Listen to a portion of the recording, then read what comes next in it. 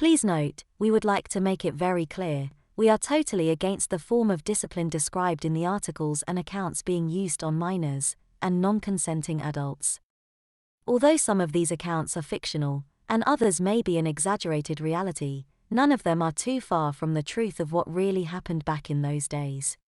Amie's second smacking. Amie was in many ways a defiant little girl, who constantly pushed the boundaries, and it was only 3 days after that first punishment when I had no option to provide her with another stinging backside to teach her a good lesson. It was Saturday morning, and Amie had been sulky and rude since she woke up. She received multiple warnings from me, and ended up in the corner for 10 minutes and earning a sweets ban for the rest of the day. After all this drama, I needed to go food shopping, so I prepared the children and put them in the car. Amie was still pouting and grumpy, and when Archie tried to play with her in the car, she refused and stuck her tongue out at him, resulting in yet another warning of no TV for the weekend. Once at the shops, we got a trolley and started shopping, which is certainly no fun with a grouchy 4-year-old. Archie was happy and playful and being a good boy, though, which was a relief. Amie, however, was pestering me for sweets. I reminded her that as she had been naughty all day, she would not be getting any.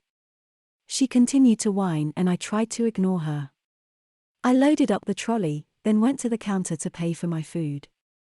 To my horror, when I had done so, I turned around to see Amie eating a chocolate bar she had grabbed off the counter. I immediately snatched it away, and after whispering in my daughter's ear that she was in big trouble, I went back to the counter to pay for it. I grabbed both children by the hand and walked them out of the shop and back to the car. I was parked at the bottom of the car park, so it was quiet and there were no other vehicles.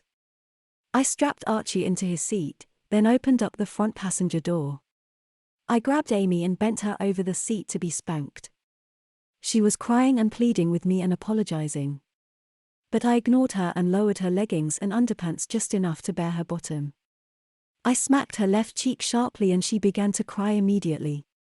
Amie tried to put her hand on her behind to rub the sting away, but I held it firmly away and began smacking her backside hard enough to make her regret her behavior, while ensuring the punishment was age-appropriate, of course.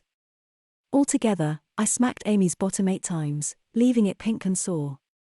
I lifted her into a standing position and pulled her clothes back up. Her hands went back to her bottom and she cried hard. I then bent down to speak to her. "Next time you behave in that way, I will smack your bottom with my wooden spoon. Do I make myself clear?" She nodded vigorously, one hand wiping her eyes and the other her little bum. I lifted my daughter up and strapped her into the seat. She was very contrite for the rest of the day, which was a great relief as I really didn't like to smack unless for very bad behavior. Afterwards, I sat with a coffee and wondered how long it would be before I had to give Archie his second spanking.